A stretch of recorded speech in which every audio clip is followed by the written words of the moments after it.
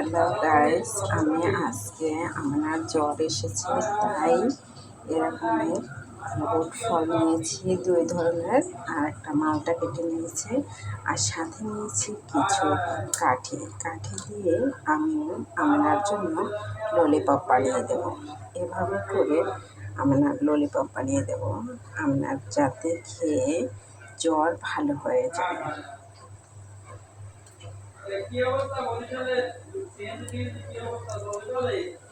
এভাবে hello guys, আপনারাও একটু চেষ্টা করতে পারেন। যখন বেবিদের মুখে রুচি থাকেই না, একদম জ্বর আসলে কিন্তু রুচি থাকে না, খেতে ইচ্ছে করে না, তখনই এভাবে করে আপনারা একটা বানিয়ে নিতে পারেন বাচ্চাদের জন্য।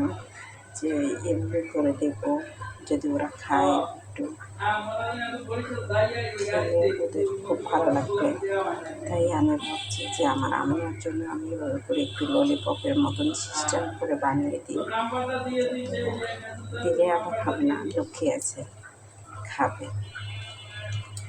তাই গাইস, আমি ওদের জন্য একটু করে ললিপপ বানাইতেছি।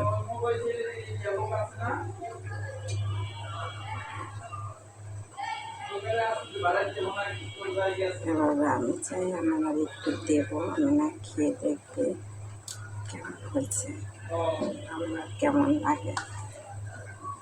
তাই আমি আমার জন্য বানাইলাম, আমি দেবো। এবারে কী অবস্থা, আমার অনেক জ্বর আমি না জ্বরে একদম অস্থির। আব্দুল্লাহ, তোমাদের জন্য আজকে আমি নিয়ে এসেছি কি না, আমি আরেকবার ঠিক করছিলাম।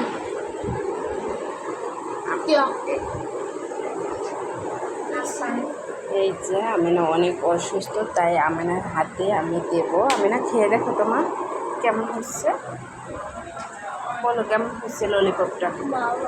ভালো হয়েছে, আমার কাছে ভালো লেগেছে। তারপর আমি না এই ললিপপটাও খাবে। দাও ভাই, এর একটা দাও। আব্দুল্লাহ, তোমার জন্য বানাই নিয়ে আসছি, নাও নাও নাও, একটা ললিপপ খাও। একটাও সে খাবে না, খেলে কিছু করার নেই, আমি আপনার জন্য বানাই রাখবো। এই যে আমি তোমার জন্য আমি বানাই রাখতে হয়েছি, তুমি কিন্তু এগুলি খাবে না, ঠিক আছে?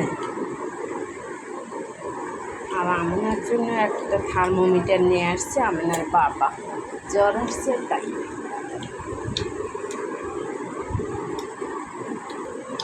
হ্যালো গাইস, আপনারা আমাদের সাথেই থাকুন।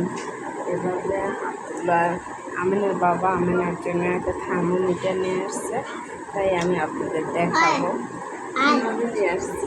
এই যে এই একটা প্যাকেটে করে নিয়ে এসেছে থার্মোমিটারটা একটু বের করে দেখুন। থার্মোমিটারটা আমি বের করে আপনাদের দেখাইতেছি গাইস। এই যে থার্মোমিটারটা, ওয়াও,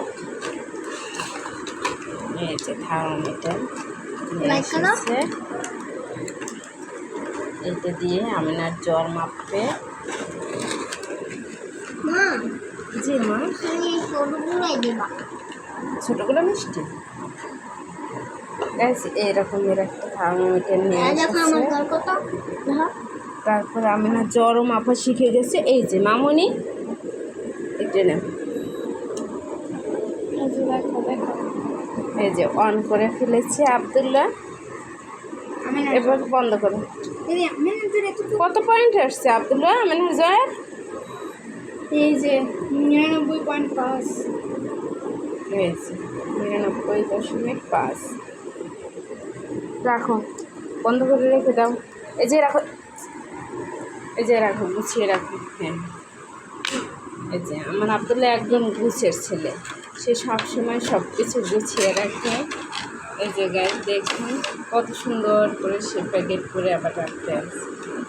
আমার আব্দুল্লাহ অনেক ভদ্র, আল্লাহর রহমতে, আর অনেক শান্ত। তাই গাইস, আপনারা সবাই ওদের জন্য দোয়া করবেন, ওরা যেন খুব ভালো থাকে, সুস্থ থাকে। আল্লাহ হাফেজ, বাই বাই।